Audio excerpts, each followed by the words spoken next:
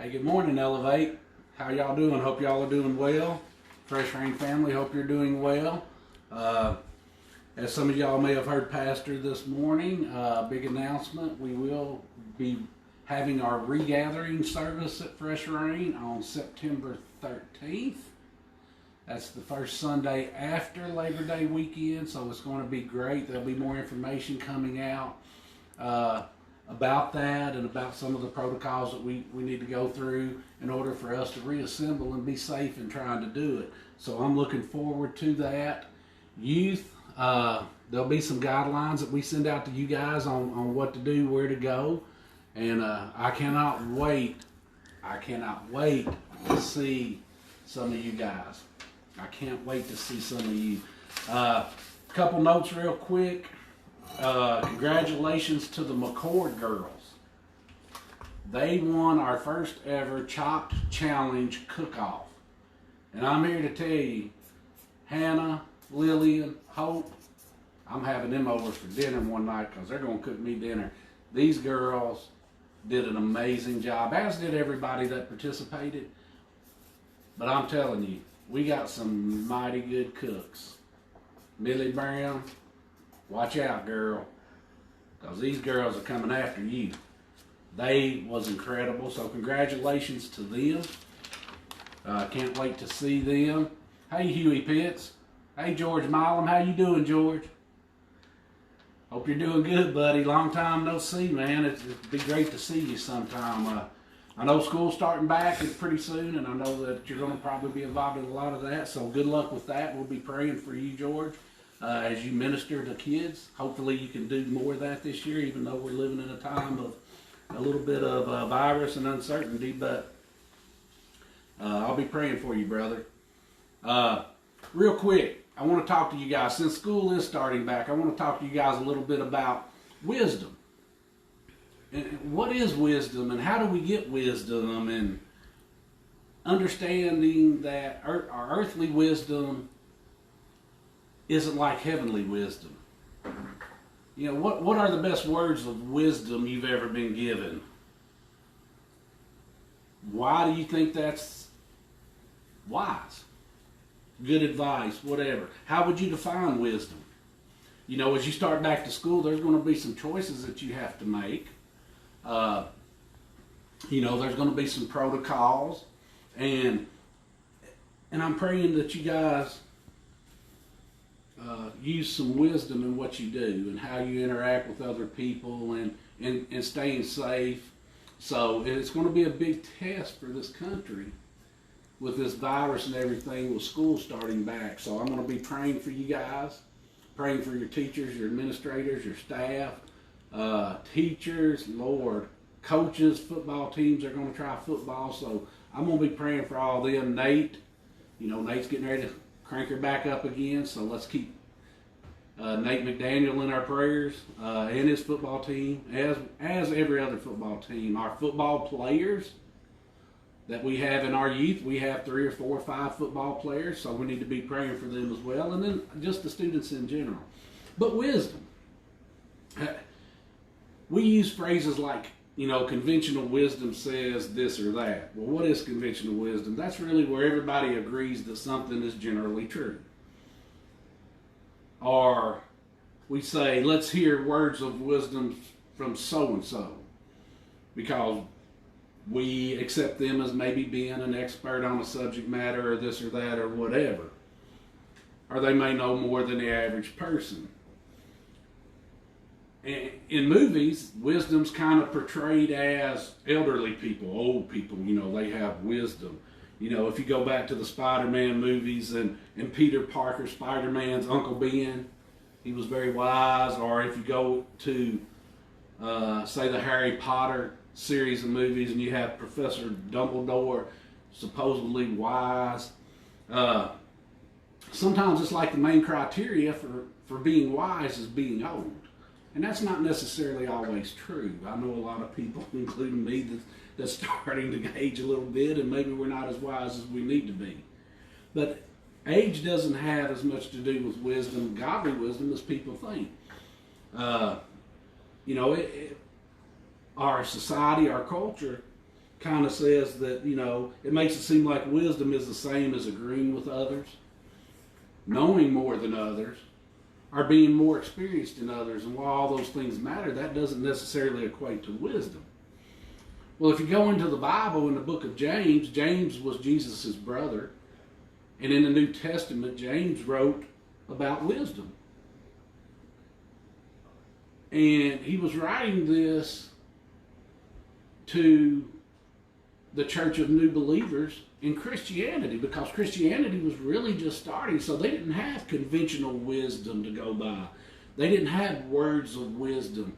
So James was trying to reach them and make them understand that there's a difference in earthly type wisdom and godly type wisdom. So if you go to James, the first chapter, verses 5 through 8, and this is what's really incredible.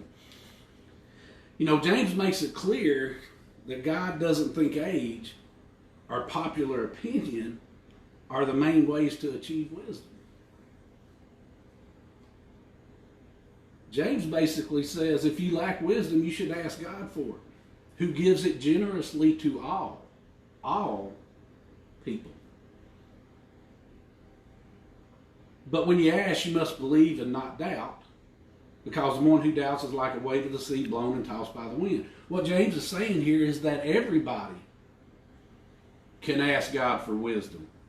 Doesn't matter if you're a middle schooler, a high schooler, or a senior citizen. James says all can ask for wisdom. So if you think you're too young to have wisdom, all you need to do is ask God. But James goes on and he says you must believe and not doubt. Now what does James really mean by that? God gives generously to all without finding fault, and it will be given to you. That's what James says. Believe and not doubt. Ask in faith with no doubting. It may seem like James says we can never have doubts, but we all know we do have doubts. But the doubt that James is really talking about in this passage is whether or not we really trust God, and do we really trust the answers that he gives us when we ask him for that wisdom. Do we trust his answers? And that's what James is really talking about here. We can go to God, we can ask God, and if we truly believe and we're really obedient, then God's going to bless us in that. And that sometimes is a little difficult, but those that are obedient see the fruits of that obedience. A good example, guys, and one of the best ones that I could find was Chip and Joanna Gaines from Fixer Upper, HGTV. Hey, Miss Karen, how you doing? Hope to see you soon. We miss you. But Chip and Joanna Gaines. A lot of people don't really know that Joanna had a home furnishing store before Fixer Upper and Famous and all that. She had this home furnishing store, and it was relatively very successful.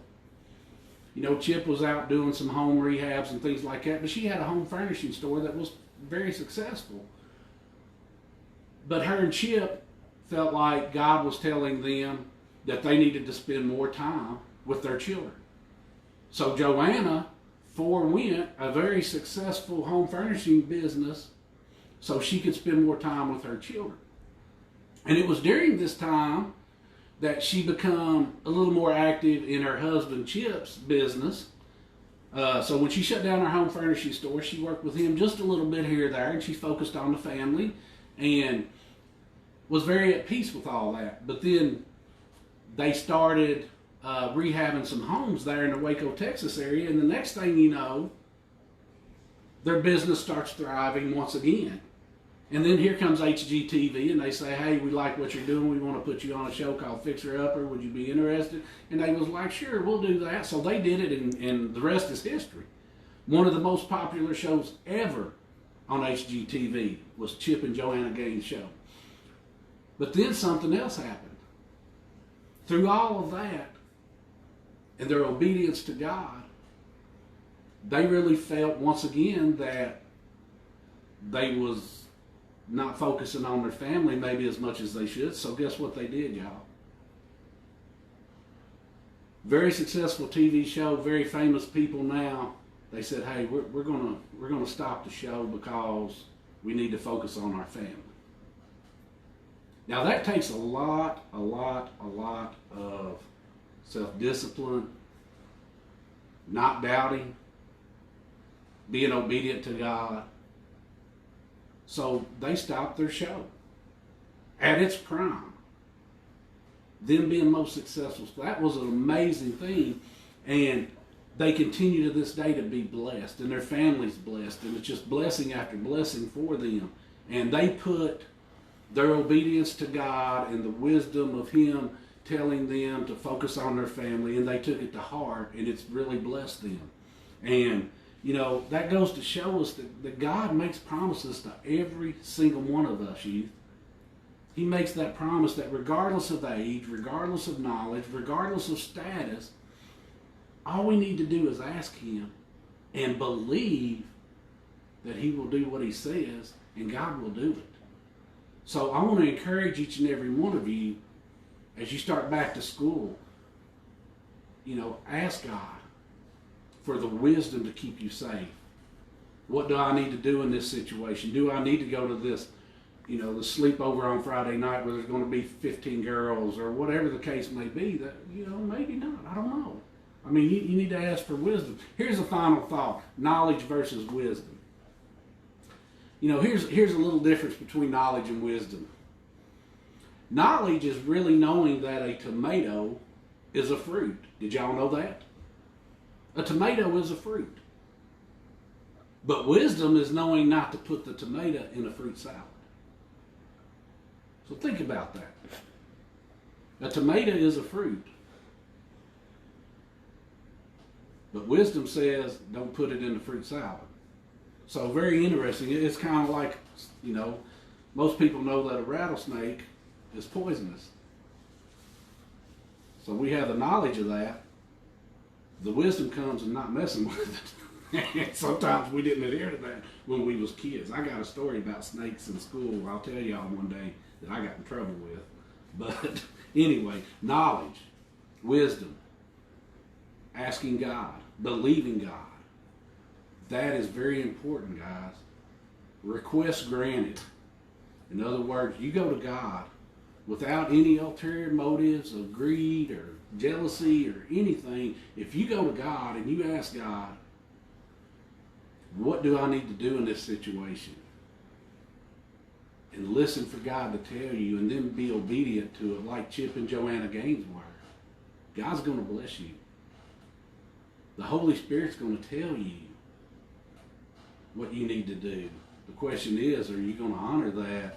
Are you going to walk in that? Maybe it's going to be something you don't want to hear. But that's where maturity and wisdom really develops, is when you start trusting God and the answers He gives you.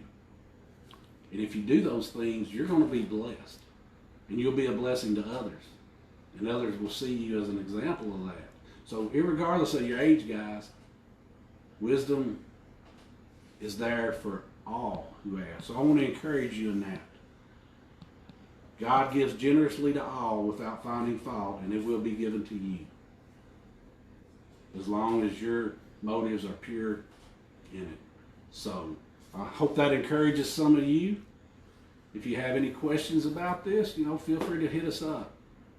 Miss Steph will be getting with you guys on social media, all the different outlets, and she'll be letting you know about September 13th and coming back and what we're going to be doing and things of that nature, so you guys will know. And we can't wait to see you guys. We miss you. We love every one of y'all. Y'all be safe until we see y'all again. Love you. Have a great day. Bye-bye.